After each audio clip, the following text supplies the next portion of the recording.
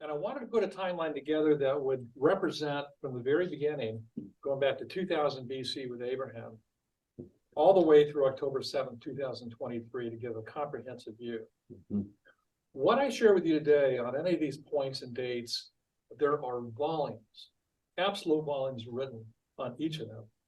But of course, because of the sake of time, I'm not going to get into the volume of each bullet point, but I will provide an overview. I will provide some context, and I will provide some color to that as well. And then after presenting this timeline, we'll open it up to questions to follow. Once we're complete with this segment today, when we come back in 2 weeks after the Thanksgiving break, we'll talk about Israel. And there's some other things I'd like to address of why Israel is different in history. And how it relates to us, why we should be concerned, why we should care about it, okay? All right, so with that, let's begin with a historical record of Israel and Palestine. In 2000 BC, Genesis chapter 17 covers a lot of this in detail. But God had made a promise to Abraham to bless him, that he'd be a father of many nations, that he would prosper him significantly so, and that kings would come from him, which actually did happen. In verse 7, God said, I will establish my covenant as an everlasting covenant. Everlasting, it's really important to understand that word. Between me and you and your descendants after you for the generations to come, and to be your God and the God of your descendants after you.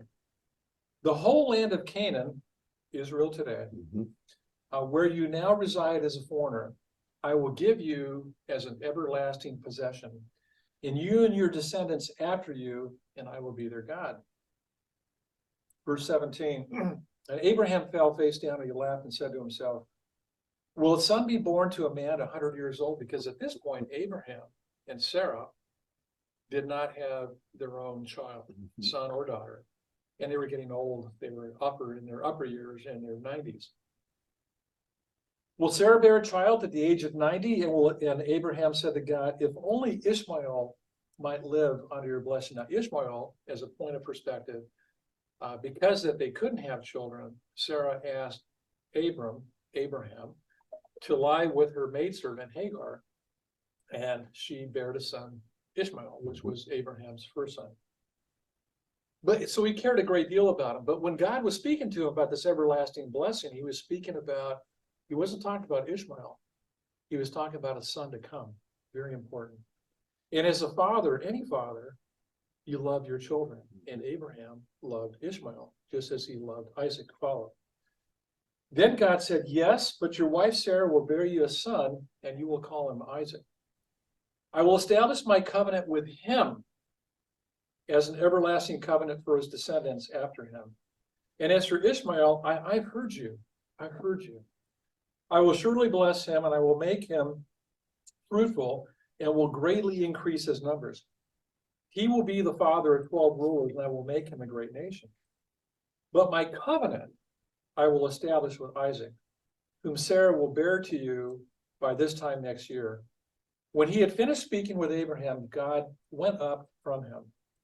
Now, in this document I'm providing to you, there's a lot of scripture references for you to get into for that.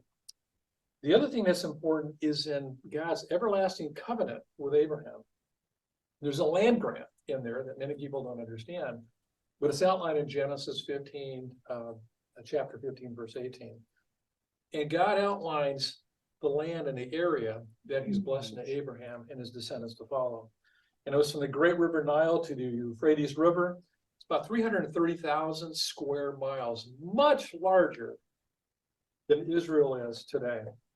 By the way, just as a point of reference, Israel today is about 8,100 square miles, about the size of New Jersey.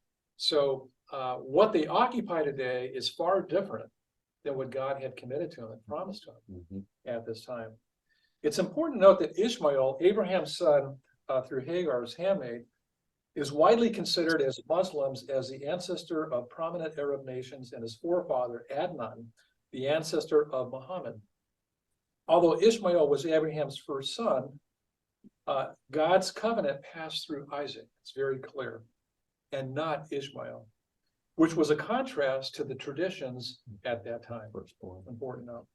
So now we move to 1300 BC, which is about 430 years after the Israelites have been in the country of Egypt, where Moses leads them out of Egypt to release them from bondage and led them to the edge of the land that God had promised them, Canaan.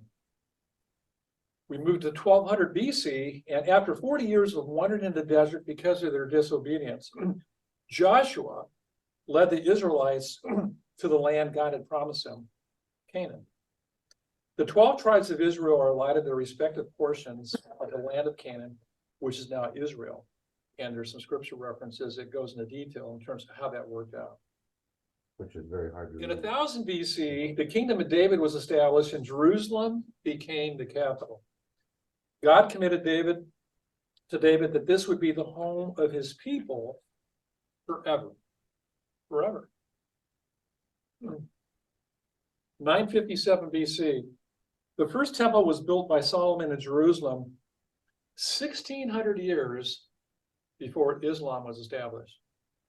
930 BC, following Solomon's death, the kingdom of Israel split into two. The northern part remained Israel with 10 tribes, while the southern part of the kingdom became Judah. 722 BC, the Assyrians conquered the northern kingdom of Israel and the Jews were exiled. You're going to see a pattern that's going to follow where the Jews were exiled over and over again. There were reasons for that, but they were exiled. And the definition of exile or being exiled is being either moved or taken against your will to another land, to another area. They were exiled against their will. So a pattern you will see this will continue. 586 BC, the Babylonians conquered Jerusalem and destroyed the first temple. Here too, the Jews were exiled. The second temple was built in 516 BC. In 536 BC, after Persia conquered Babylon, by the way, when you think of Persia, modern Persia today is Iran. Pointed contrast here. The first wave of Jewish exiles returns from Jerusalem with the permission of King Cyrus of Persia. And they begin to build the temple under the leadership of Zerubbabel. King Cyrus was kind to the Jews, a far contrast of what Iran is today to the Jews, and issued a decree for their liberation. A second wave of Jewish exiles returned about 80 years later under Ezra. So you see him go and you see him come back. This pattern will repeat itself through centuries to follow, okay, and decades and decades and decades. 445 BC, the third wave of Jewish exiles returns to Jerusalem under Nehemiah. And the walls of Jerusalem were rebuilt for that purpose. By the way, if you read the book of Nehemiah, you'll see in great detail how he was provided guarantees and assurances from Persia, and even protection from those in the local region where he was building the walls were trying to do everything they could to stop him. It's really an amazing story. 63 AD, the Romans took over Judea, led by General Pompey, famous name, Pompey. Judea became a vassal state of the Roman Empire. 70 AD, the Romans destroyed the second temple in Jerusalem, and as a result of a Jewish revolt. There were a number of Jewish revolts that occurred at that time. They wanted to be free, but they were always defeated. Consequently, due to persecution, the Jews left Judea to make home elsewhere, but a small remnant remained. 136 AD. Due to his disdain for the Jews, Roman Emperor Hadrian, remember that name, Roman Emperor Hadrian, renamed Judea to Syria, Palestina, and Jerusalem was renamed to Aelia Capitolina.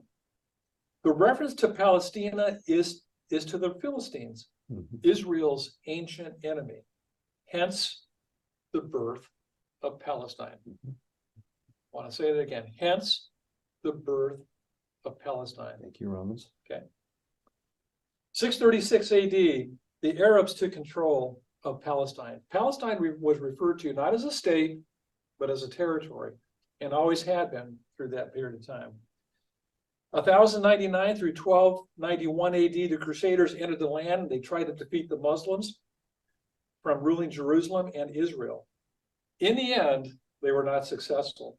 They were defeated by the Mamluks. 1517 to 1918 AD, the Ottoman Empire became the dominant force. It's important to note that since Jerusalem was destroyed, as I said just a minute ago, there had not been an independent state called Palestine. It was always referenced as a territory. That's important. And it always remains sparsely populated. It is also important to note that the Jews were forbidden from land purchases, but did so through local Arab inhabitants. The area was actually occupied by Jews, Arabs, and others as well, other nationalities. 1897, the Zionist movement began. By the way, Zionism is a movement for the reestablishment, development, and protection of the Jewish nation in what is now Israel.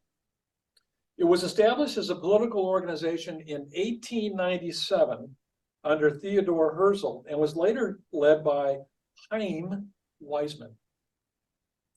1917, this is another important point, an inflection point, the Balfour Declaration. The Balfour Declaration was a public statement by the British government in 1917 during the First World War announcing its support for the establishment of a national home for the Jewish people in Palestine. Then it was, of course, being ruled by the Ottoman Empire, but it would change shortly thereafter. By the way, it also included Jordan. If you look at maps in the original Balfour Declaration of what was going to be the homeland, the Jewish people, it was significant. It was much bigger than what they occupy today, and it included Jordan at the time as well. Okay.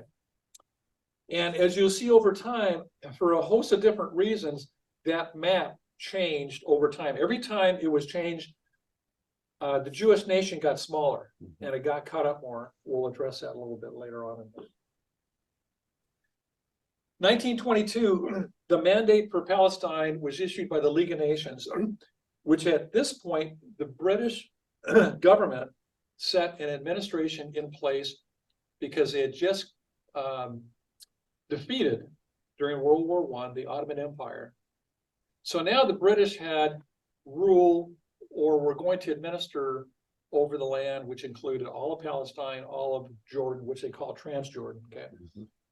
This would be the beginning of problems, frustration, and hindsight's always 20/20 that they wish they had never gotten into, because it created some real issues for the British government back at that time. It didn't go so well. In 1937, the Peel Commission, formerly known as the Palestine Royal Commission, was a British Royal Commission of Inquiry, headed by Lord Peel, appointed in 1936 to investigate the causes of unrest in the territory, significant unrest, which was administered by the United Kingdom following a 6-month-long Arab general strike. The long story short is there was always unrest. The Arabs were never happy with the Balfour Declaration. They were never happy with the thought of having a Jewish homeland in Palestine, in the territory of Palestine. And they were never happy by having the British rule over the area. So they did everything they could to fight back against it and to undermine the authority that they had. During that time, the populations of Jews and Arabs grew as a once lightly populated land began to prosper agriculturally, primarily due to the exiles, Jewish exiles coming back, bringing that knowledge and know-how from what they had learned in other countries in terms of the development of agriculture, but which, by the way, today is a significant export component for the country of Israel. 1939 AD, under pressure, the British restricted immigration to 75,000 a year, even though millions of Jews wanted to return to their homeland. due to pressure from the Arabs and trying to keep the peace in an area where there was significant unrest, the British government limited the numbers of Jews that could come into the land by 75,000 a year. World War II soon followed. The Jews signed up to support the British government and formed their own divisions. During this time, Mohammed Amin al-Husseini, a Palestinian Arab nationalist and Muslim leader in mandatory Palestine, where the British had rule, became a real problem for the British as he collaborated with Nazi Germany and Italy to oppose both the British and the establishment in Palestine of a Jewish national home. During this time, the British mandate continued to constrain Jewish immigration. By the way, there's a lot written on this gentleman, on this man, Mohammed Amin al-Husseini. He was a real problem. 1947, 1948 AD, after the UN Assembly adopted the resolution to partition Palestine on the 29th of November, 1947, Britain announced the termination of its mandate for Palestine. In other words, they were going to get out. They had enough. I mean, from 1922 forward up to this point, the amount of grief that they had taken on in trying to manage this land, grief from Arabs and so forth, became overwhelming. So they announced that it would become effective on the 15th of May, 1948, when they would leave. The British mandate would end at that time. At midnight on the 14th of May, 1948, the state of Israel declared its independence, led by David Ben-Gurion. On the eve of May 14th, the Arabs launched an air attack on Tel Aviv, and 5 Arab armies from Lebanon, Syria, Iraq, Egypt, and Saudi Arabia invaded Israel and the Jewish settlements. If you look at the population numbers of the countries that surrounded Israel, it was unbelievable. It was worse than David and Goliath. I mean, the disparity was just significant. The war lasted almost 10 months. Israel was victorious. The 1948 war ended with Israeli forces controlling approximately 78% of historical Palestine. The remaining 22% fell under the administration of Egypt and Jordan. In 1967, Israel absorbed the whole historical Palestine as well as the additional territory of Egypt and Syria. It is important to note that there are scholars that believe that this major event was a fulfillment of a prophecy stated by Ezekiel in Ezekiel chapter 37, verses 21 to 22, which was written about 593 BC. I'll read it very quickly, and then we're going to share a video that I've asked Tom to queue up in just a minute. Verse 21 says, "And say to them, this is what the sovereign Lord says, I will take the Israelites out of the nations where they have gone. I will gather them from all around and bring them back into their own land. I will make them one nation in the land on the mountains of Israel. There will be one king over all them, and they will never again be two nations or be divided into two kingdoms," which we saw in Israel as well as Judea.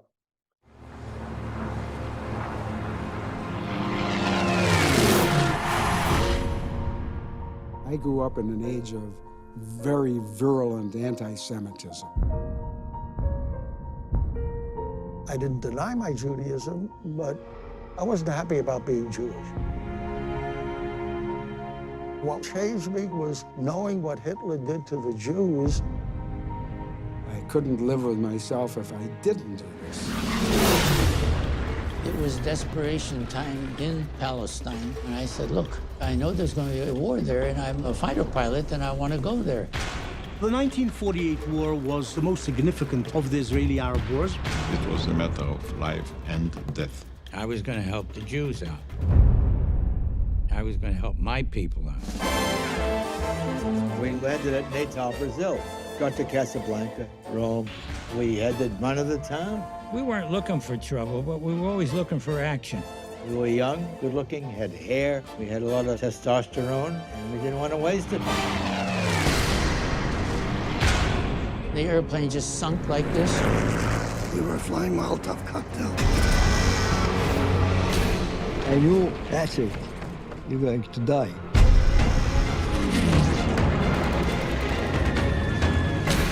If you want to stop us, shoot us down. I knew what had happened to other downed pilots, and I wasn't going to be taken prisoner.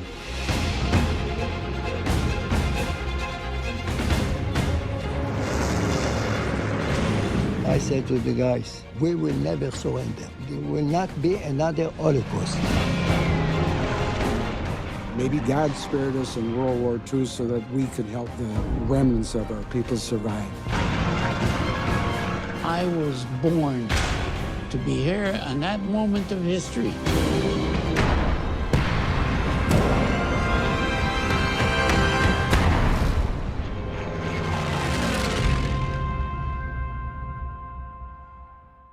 That video is because there were dozens and dozens of American pilots in World War II that were Jewish. And the Jewish, in terms of resources, in terms of armaments, equipment, were could not match what they were engaged with on an instant notice right after they declared themselves a nation.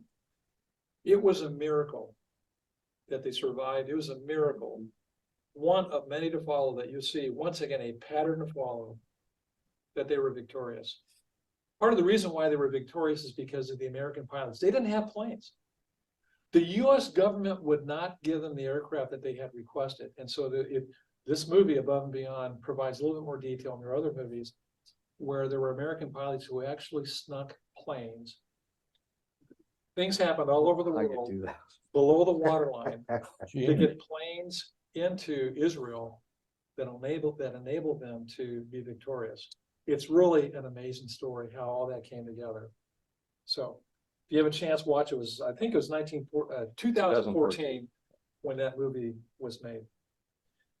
Okay, fast forward, 1964 AD, the Palestinian National Council convened in Jerusalem on 28, 1964. After concluding the meeting, the PLO was founded, Palestinian Liberation Organization.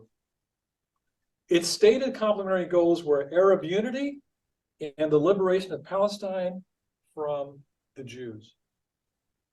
1967, the Six-Day War was brief and took place between June 5th and 10th of 1967. It was the third of the Arab-Israeli wars and included Arab countries of Egypt, Syria, Iraq, and Jordan. Israel's decisive victory included the capture of the Sinai Peninsula, the Gaza Strip, West Bank, the Old City of Jerusalem, and the Golan Heights. Again, against amazing odds, they were victorious. 1973 AD, the Yom Kippur War, was also known as the Ramadan War, was the fourth of the Arab-Israeli wars, an armed conflict that lasted from October 6th through October 25th between Israel and a coalition of Arab states led by Egypt and Syria, which were the dominant armies in the region. The war began on October 6th when the Arab coalition jointly launched a surprise attack against Israel on the Jewish holiday of Yom Kippur, when no one was expecting this. People were sleeping. It was a surprise attack, which had occurred on the 10th day of the Islamic holy month of Ramadan in that year. Israel once again won the war and could have captured the Syrian capital of Damascus and the Egyptian capital of Cairo, but decided not to under world pressure. The UN brokered a peace deal, and once again, Israel gave back land they had captured. This too is a repeating pattern through each of these wars that will continue. President Jimmy Carter, Prime Minister Menachem Begin of Israel, and President Anwar Sadat of Egypt came to secluded presidential retreat Camp David, hoping to find avenues of peace. A treaty was developed, and as a result of that, Israel completely withdrew from the Sinai Peninsula. The two countries agreed on a framework of an agreement to allow self-rule for Palestinians living in occupied territories.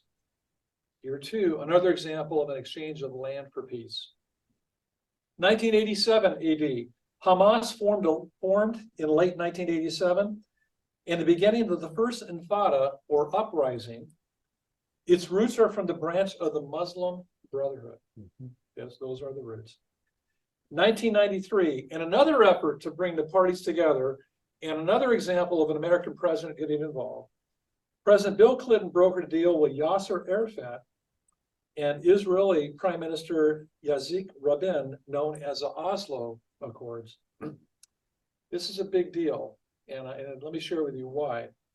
The agreement outlined a commitment on negotiating an end to a conflict which had been continuing based on a two-state solution. Israel accepted the PLO as a representation of the Palestinians, and the PLO renounced terrorism and recognized Israel's right to exist, which had never been done before, in peace.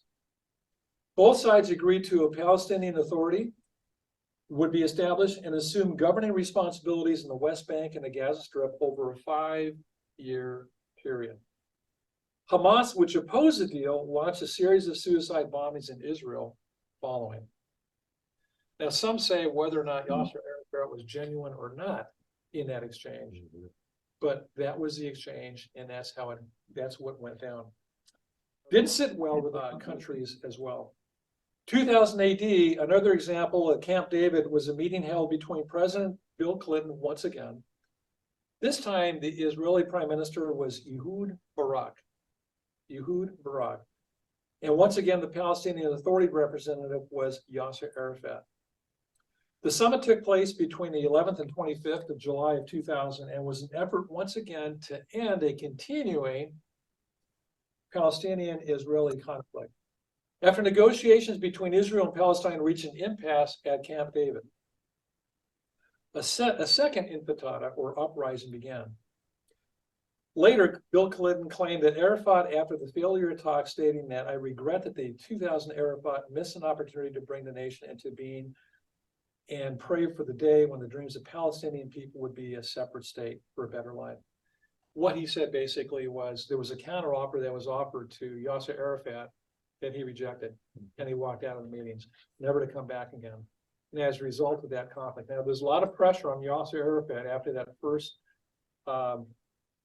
meeting that they had back in 1983 to get back into a position of removing the Jews once and for all. So he certainly felt that pressure. Unfortunately, that was exhibited in the decisions he made during that Camp David summit in the year 2000. 2005. In 2005, Israeli troops pulled out of Gaza. You might have remembered that there were a number of Israeli settlements in Gaza, and they didn't want to leave. But they were forced to leave by Prime Minister Ariel Sharon, who believed that if they removed the Jewish settlements out of Gaza and give that completely to the Palestinians, then that would be a move for an everlasting peace. It didn't happen. The purpose of the plan, once again, was to improve Israel's security and international status in the absence of peace negotiations with the Palestinians. Another example of an exchange of land for peace. 2006 AD. In January of 2006, about a year after the death of Palestinian leader Yasser Arafat, the co-founder of the paramilitary organization Fatah, Hamas won the Palestinian parliamentary election.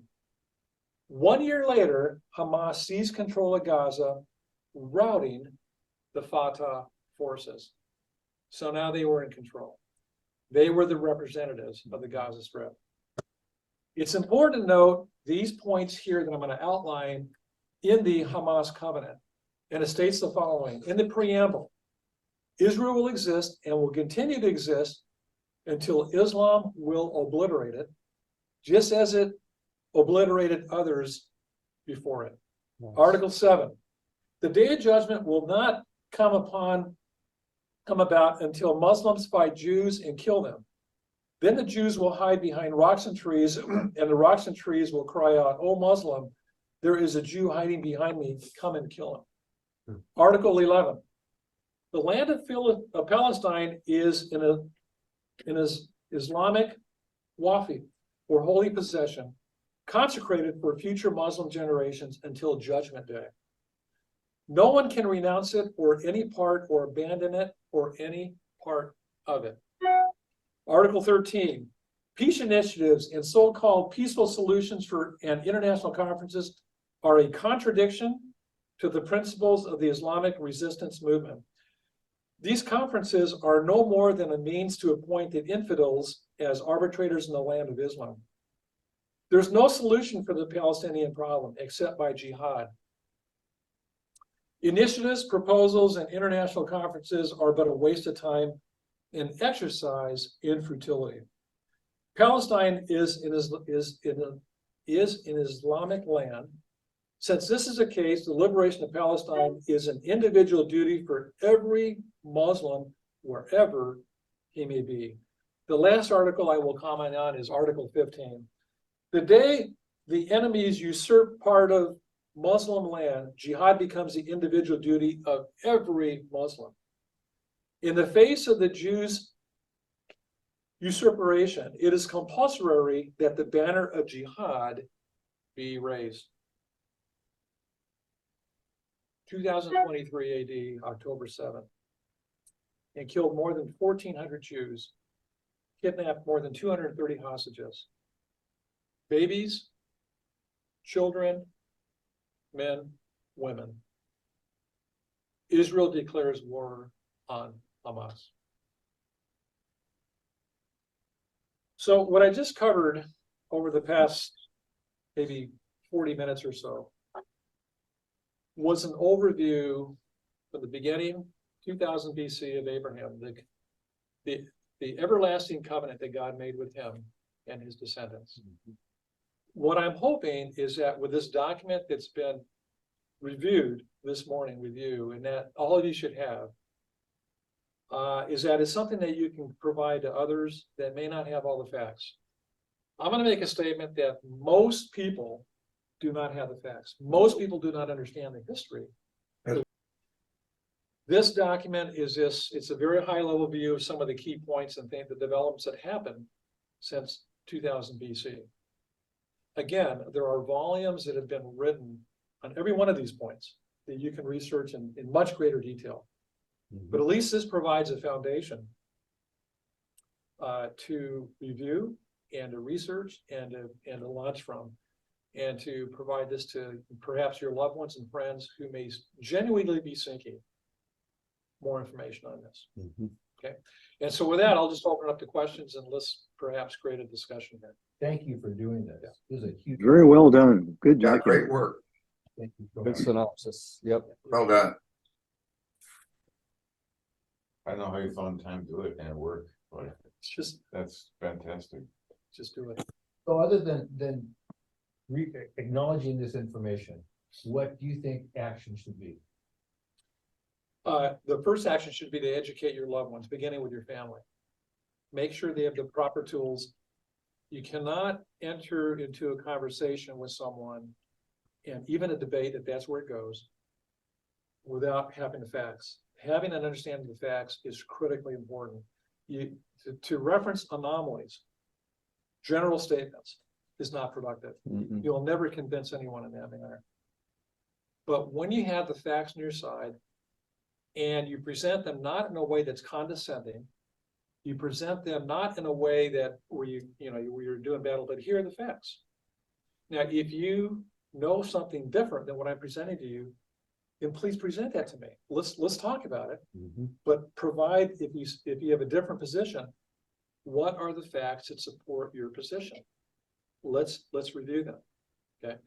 So begin with your family. Have this document, and you can refine it, by the way. You can refine it. This is not just Chris Holguin's document. I just put the information together.